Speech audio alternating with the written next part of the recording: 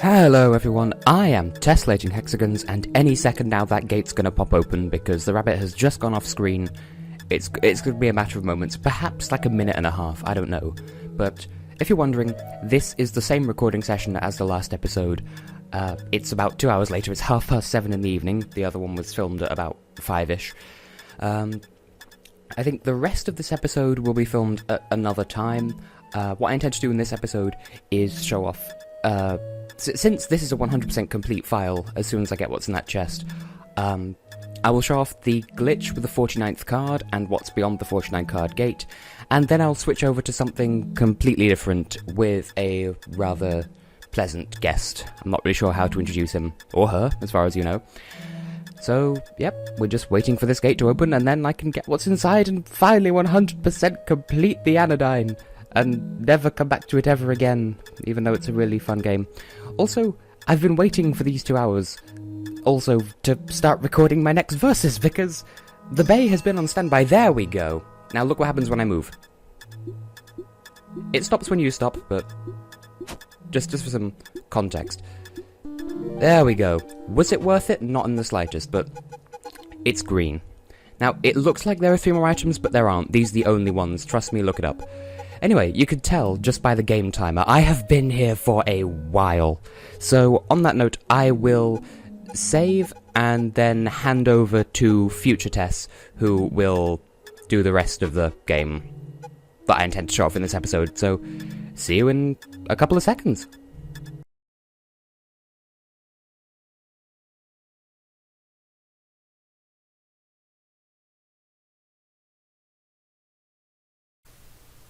Well, I'm not sure how to segue into this because I've not completely decided how to format this video just yet, but if it's going the way I think it is, then you will have just seen me get the green cube thing, which is kind of a spoiler, but it won't be because you've already seen it, and then the glitch thing, if I decide to show that off. Past me can explain it better, except past me is actually future me, because chronology, I'm getting off topic, but I have a guest here who I have chosen to appear in this episode because he is a thoughtful guy who thinks a lot of thoughts about a lot of things. Introduce your face, if you please.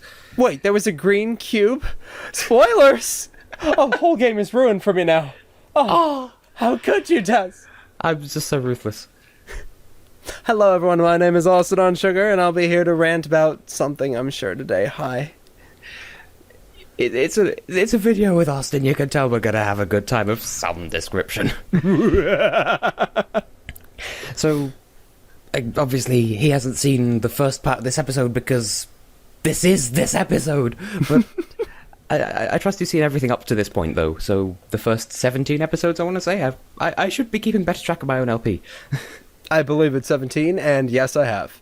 I know I spaced out during one of the debug episodes, but other than that, I've pretty much followed everything. Yeah, the post-game is where things get particularly weird anyway, so can't exactly blame you. So, first things first, trying to resist the urge to make that Iggy Azalea reference yet again. She's the new Katy Perry, apparently. Okay.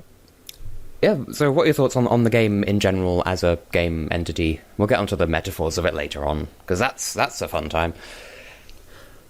In general, I guess. Well, first of all, you know how a lot of people talk about Earthbound and present it to be like, oh, this perfect masterpiece and all that? It's a game I could never personally get into because I don't RPG very often. I know that feeling.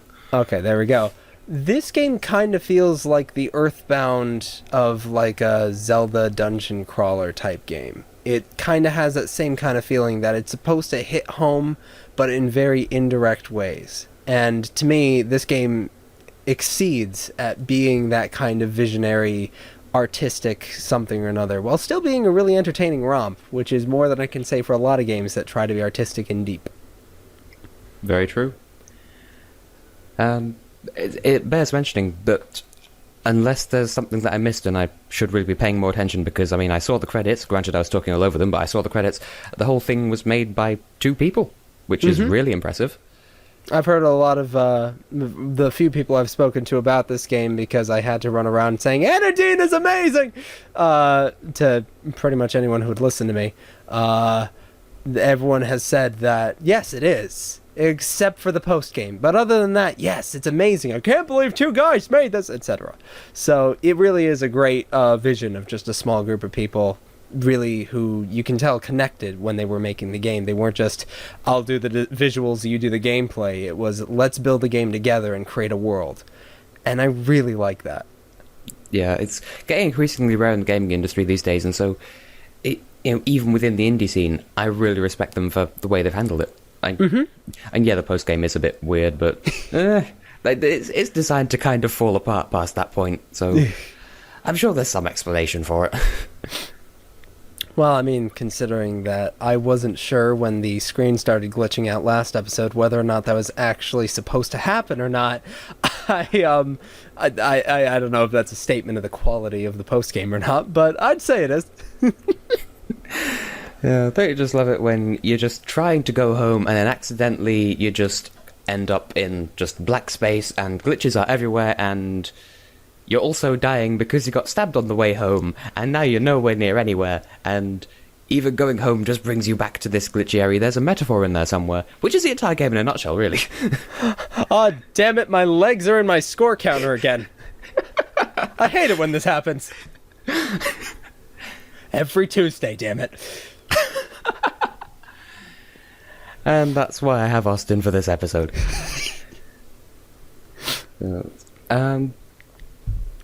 So the metaphors, the story of the game, is there any? Well, I mean, there is stuff to be picked apart here. Of course. I seem to recall seeing once on them. I'm not sure, but I think you know them. The "Don't Hug Me, I'm Scared" series.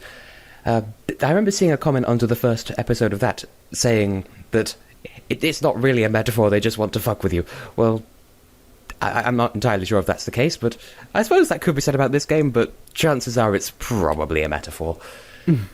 Well, there's varying levels of that. I oftentimes talk about this in humor, but it technically exists in any kind of artistic medium. Somebody could present something and call it random, but really there's a methodical randomness to something if you want the randomness to mean something or cause a certain reaction. I mean, base example I tend to use is that the order of the Colossi in Shadow of the Colossus is entirely random in the sense that there's no pattern to them, but you can tell they very specifically picked who went in what order for that game.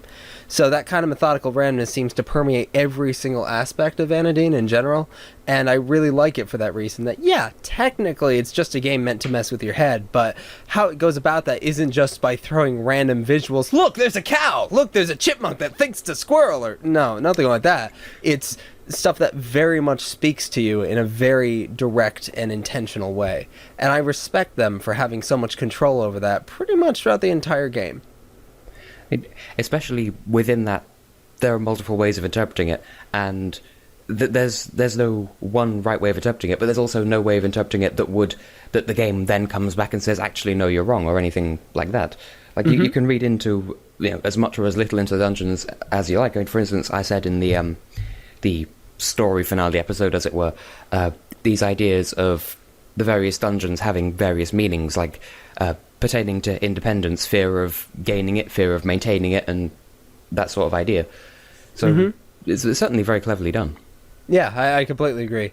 The part of the reason why I say that this game reminds me a lot of Earthbound is it also seems to be a game about growing up. And a lot of, I mean, obviously, there's the really heavy, straightforward, this is all kind of, sort of, maybe a dream? Something? But, like, obviously, if Young dies in the game, he gets up out of bed as if he's just woken up from some kind of dream, nightmare, something similar, right? Yeah, well, if you select no on the game over screen, then he wakes up in his house and then leaves, and that takes you back to the title screen, which people have interpreted as, okay, he's done playing or dreaming, he's going out into the real world. But of course, it's a title screen, so you can just dive straight back in if it suits. Oh no, he's in a coma. But that definitely, if you're to take the entire game as a dream world, and it's obviously Young's dream in this case, that must mean that everything that takes place in the game and everything that comes across as an oddity is something in Young's mind that is dictating or influencing or flowing through something that's actually going on in his conscious and subconscious in the real world. So you can almost depict the Young of reality through the Young of the dream world and everything he has to put up with, find, relate to, solve, etc. And I really like that. Now, one system of interpretation that I saw, because I do a little bit of looking into how other people have read into the game, the whole game starts with saying, oh, you need to rescue the Briar in the land from the darkness. It's all generic and vague, but there's this suggestion that it's a metaphor of Young used to be friends with this Briar character, and they've perhaps not even really drifted apart, but Young believes that they have. And in a sense, that kind of ties in with what I was saying in that one episode where I was talking about internet friends and stuff, and I mentioned an experience from my own life where there was a friend of mine who, well, I'm trying not to make it sound like they died, because they didn't die. It's just they moved on, I moved on, and so the person I perceive as my friend technically no longer exists. And perhaps this game is a similar kind of thing with Young and the Briar, or Briar, wherever the final boss is.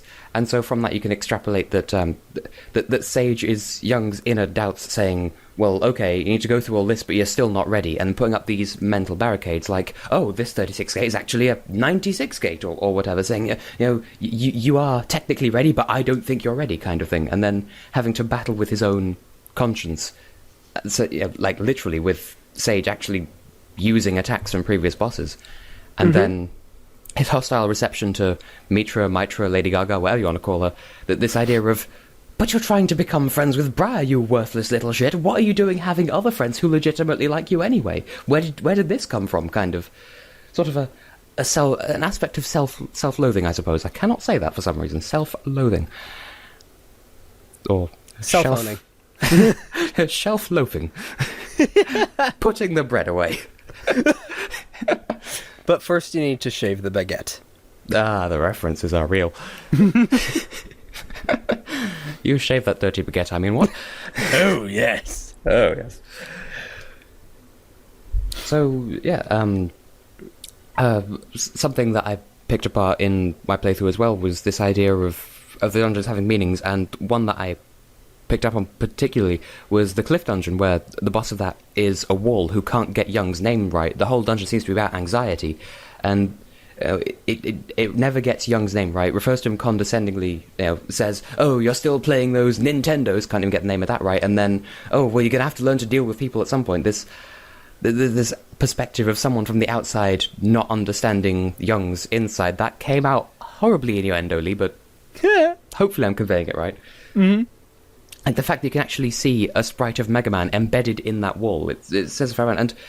And now I'm talking about it, the fact that there are all these pop culture references in the game, these especially the post-game items, the Binding of Isaac mini-dungeon, the references that I don't understand, the Pokemon Diamond and Jade thing, like these are all, Young is ostensibly a modern gamer, and this is sort of his internalized world, and so there are these references to things that he would be familiar with in the outside world, so... Mm-hmm. It represents a form of escapism, perhaps, but an escapism in which he has to come to terms with, okay, maybe it is time to wake up, the fight with Briar isn't an actual fight, it's finally overcoming that last barrier to rekindle that friendship, and that's why Briar acts so nonchalantly and says, oh, let's get a sandwich. Mm-hmm. Have I been talking too much? No, that's fine. I just hope you don't mind if I now do the same. Oh, go right ahead. That's why biggest thing for me from the game, and so far all your interpretations have seemed accurate to me at the very least, and even if they're not, I like them, so there we go. Link is dead in Majora's Mask. So I'm getting from everything that you said, anxiety, these constant issues of pushing forward and whatnot, it's definitely kind of an Earthbound thing where Young is afraid to grow up. He's afraid of taking on the adult responsibilities and what that's going to mean to him. What's the dungeon where you're basically inside of the human body or whatever, and all these creatures don't want to be born because of the tax that it'll have on their mother figure or something like that, right? Yeah, that's the Red Caves. That can be the second or third dungeon. I consider it to be the second personally because the boss is piss easy. Well, there we go then. From what I got out of that, it sounds, maybe not necessarily being born, but if we're to look at it very metaphorically and pretentiously, being born is simply being thrust out into a new aspect of a world, a new sensation, new perception that you've never been able to see before. And a mother figure could just as easily just be a nurturing safe ground that you are coming from and leaving in order to enter the real world. And in order to move forward in life, in order to progress, you have to leave something behind. Something has to break. And that could very well be the fear that Young had with the Briar, and what that could mean from there. So I really like how that does kind of feel like a starting point. Like, we are afraid to leave the safety of what we've already become familiar with. And that then goes into every other area of the game, that Young is having this anxiety about, what does this wall mean? And could it just be this wall is the very blockade-esque, this is what society wants from you, and society won't take no for an answer. So there's no way to give, there's no way to compromise. This is a wall that you have to jump over, basically, or break through, whatever you want to call it. And as the game goes on, there's a lot of, I don't know, the chapter where you need to interact with everyone with your knife. I feel like that's been done before, and the whole grayscale, everything's really happy and yet everything's sickly wrong, I'm pretty sure was already done in Fallout 3, but this is the kind of game that takes really good ideas from elsewhere and wraps it all up into a really good bundle. And I think that that section in particular really hit home for me because of the whole idea of your interact button has become the you kill everybody button. And that's just really cool in general. I appreciate any game that can actually pull that off and make wresting control from you or denying you certain control opportunities to be something that feels constraining rather than just they didn't account for it or something like that. Now, one thing that's sort of sprung in my mind as you've been mentioning this is you could make the argument that if you extrapolate far enough, the story of Anodyne is a retelling of the Binding of Isaac, because the elements are there. This the sense of not wanting to hurt one's mother, but this sense of having to, that these creatures don't want to be born, but they're going to be thrust away. They're going to be pushed away by their mother. In any case, there's this concept of the seeing one who permeates as a concept of religion, both at the start of the game and in the circus with the ritual sacrifice. There's all this concept of escapism, but not truly, like escapism, but still having to fight your way through, still having to come to terms with it all. Partly inspired by the episode of Game Theory about that, which was fairly recently, but certainly there is an argument there to be made, or certainly if not that, then something very similar to it. And the whole thing with Youngtown as well is a rather interesting twist on the story up to that point, because it's sort of a back and forth thing that they do with the broom. Like, the first weapon you get, oh, it's a broom, and then, oh, I've only got a broom, but yeah, I got an upgrade for the broom, but it's still just a broom. And at that, eventually you feel like, yes, this is my signature weapon. This gives me power. If I press this button, I have the power to overcome my enemies. And then, like, it's very cleverly mapped to the same button as interacting. So when you get to Youngtown, you just assume you could talk to people, but it's some sort of perhaps Young's perception of anything I do to this person will hurt them, therefore that manifests itself as I will hit them with my broom, except, oh no, I killed them, but a broom can't kill them, oh my god, I have a sword, or knife, or whatever. And as I'm thinking about this, an interpretation of the story is somewhat resonating with me personally as well, because I think I talked about it in Vader of last year, but I granted it is a self-diagnosis, but I believe I have a condition known as avoidant personality disorder, and I certainly perceive that Young could ostensibly also have this same condition, this idea of, for instance, the Red Caves, this inevitability of being born or having to do something that will cause hurt to others. But in this metaphor, being born kills the mother, when in actuality, and granted, it's a bit more than a minor inconvenience, but this upscaling of... Sorry, go on. Like, from a personal perspective, like, I barely have the nerve to go into a branch of Subway and order a sandwich because I feel like I'm inconveniencing the members of staff. It's sort of an extreme thing of that, and I can certainly understand the feeling of it. And this sense of in the circus dungeon where you save the acrobats from committing suicide, even though they're doing ritual suicide, like they want to die. But this idea of even when you're doing good, you're doing wrong, and you'll be penalised for it. And that's, again, something I can resonate with. And one thing I find rather prominent as well is the locked box near the west tower, or near the windmill.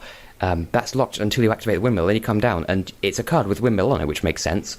But then you read it, and it doesn't say anything windmill related, it's just, don't you feel like you can't stop the world from dying? Like this sort of grim outlook that that you're an insignificant person who can barely handle to interact with others without killing them or getting taken down by a wall. It's resonating with me much more closely than I anticipated. It's a really powerful concept in general, just the idea of not having control over things, and whether or not it's a prescribed disorder or just a natural fear that people have. I think that's something that really speaks to a lot of people, especially a lot of gamers. So Young being a gamer IRL, or out of dream world, whatever you want to call it, and then he goes back into the dream world, and suddenly, I mean, that's why the whole yin-yang thing really spoke to me as well, is that it sounds to me like if society wants him to be this yin character, and he naturally perceives himself to be the opposite, he's being denied the chance to be himself around those who he feels that in order to be himself he would have to do things that are against something that he thinks he can handle. So which really explains the whole Youngtown thing in the first place. The signs that say sort of these signs, sort of society's way of saying it in a mocking way. Oh, Youngtown was so named as Ying's assertion of having the name Young rather than the name Ying, and obviously Ying and Young being yin and yang, but slightly changed. But like the town's almost mocking him for saying your name's really Ying, but you're deluding yourself in thinking that you're Young. You're really Yin, but you're in actuality you're Yang. But that's just a delusion because it's your opinion, kind of thing. And in general, that kind of denying the self for sake of some kind of cultural or public entity that doesn't really even solidly exist. It's a bunch of signposts and letters that are telling you that that kind of snarky, well, that's your thoughts on it kind of thing. And I find that really that was one of the things that hit me the most, was that kind of denial of the self. And the only place he can be Young is in the dream world, where he is Young going on a quest to fight against himself and what is expected of him in general. And I think that's really cool that Young, the inner self, has to overcome the obstacles faced by the outer self.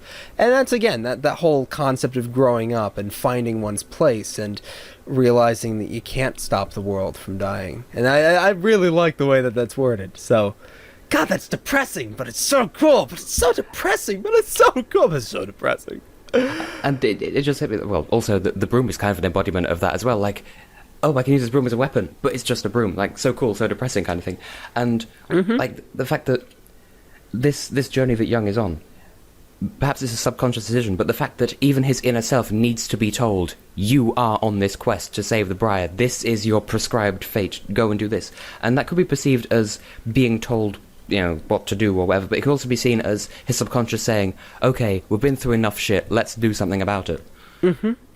And definitely, this all fits in with your idea that the Briar is somebody who never really has left Young, and Young was just worried that might have been the case. Is the whole casuality of the ending after the final boss really does come off as worries have been misplaced, and this great fear of overcoming the very simple act of trying to talk to the Briar turns into this nightmarish demon vine creature thing which involves the sort of Twin Rover style tennis match, but within that, restoring balance, bringing fire to ice and ice to fire. Right, restoring exactly. neutrality, the whole idea of the yin-yang again. And I love that kind of concept, and it's played with really well. You actually got me thinking about something when you mentioned the broom. I hadn't thought of this before, but in the game, anytime you use the broom, which is usually thought of as a cleaning element, to clean away dust, all you can do is move the dust somewhere else. So even within your great power as a cleaning element, you can only do so much to move things out of the way, to utilize things in a better way, recycle rather than just remove. And I would have added that you can you can defeat enemies with it, which is a sense of cleansing the mind. But the enemies respawn. It's the same principle. Exactly. So, first of all, I really love the idea of taking a broom as a major weapon. It's kind of like a Shovel Knight type thing, where it's an unconventional weapon that turns out to have way more utility than a typical sword or what have you might have.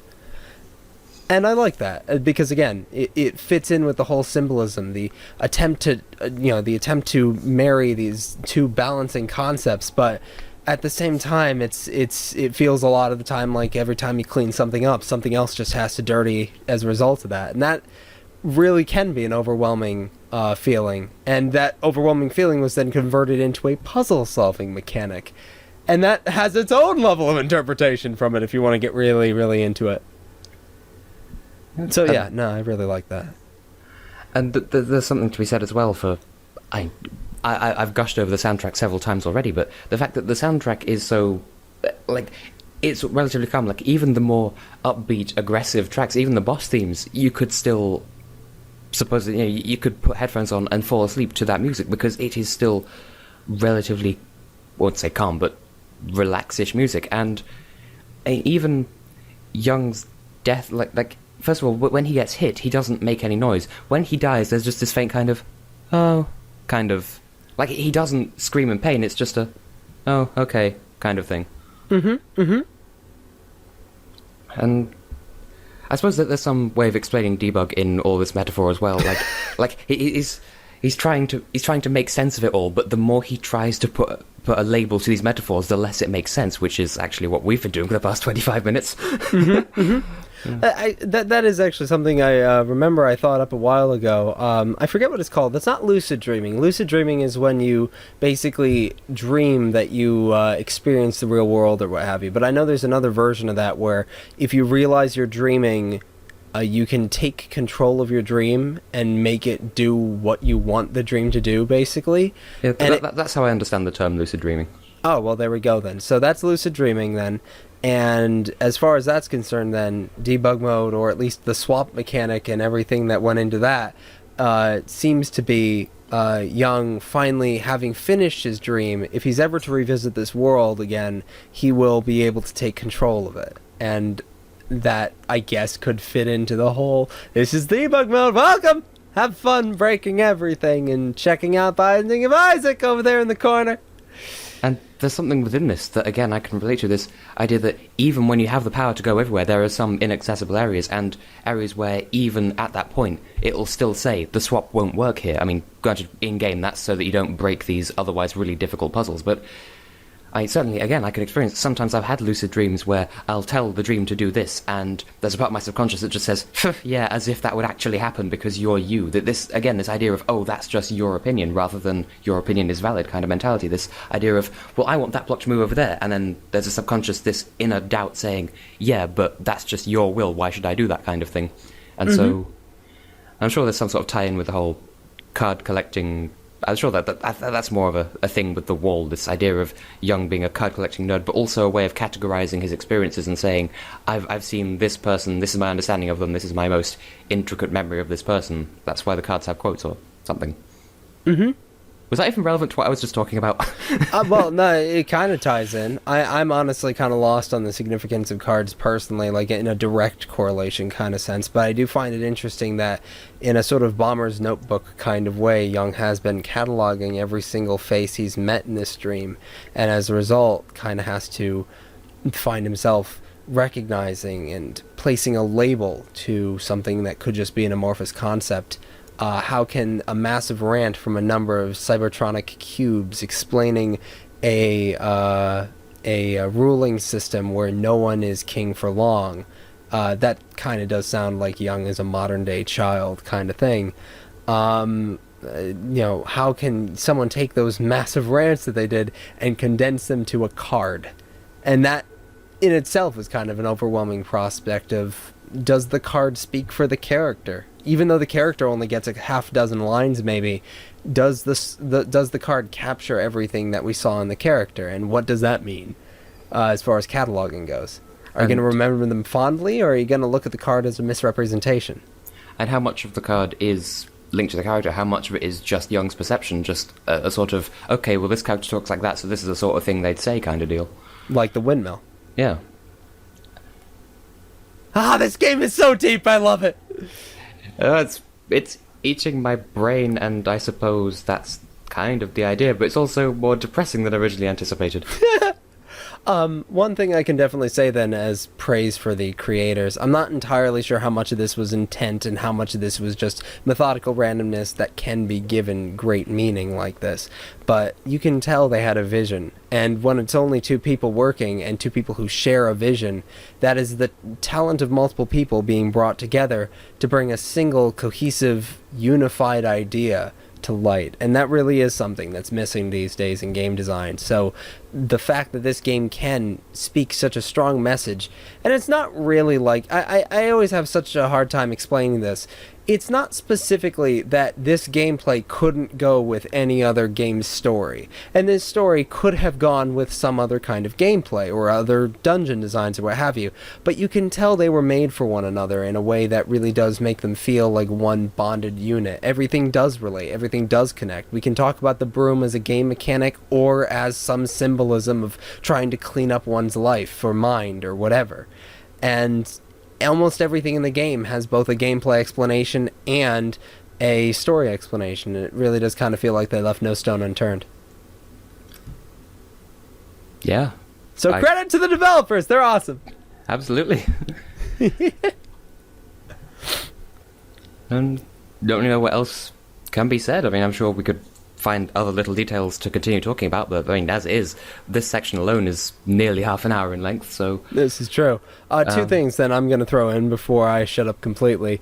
Number one, circus theme is awesome, haunting, disturbing, and two, I forget exactly what it was, but you actually did a really good job reading through it. The comment on how every light in a city is this one guy's own personal stars. That is the kind of thing that does sound a little pretentious if out of context, but in the game it really does feel like a great poetic tying everything together kind of mindset. Capturing both the insignificancies of every individual, and yet still how cohesively together as a unit humanity is its own skyline, pretty much. And I really like that. So, okay, that's it. I'm done. I'm empty, but I love this game. So cool. I need to play it.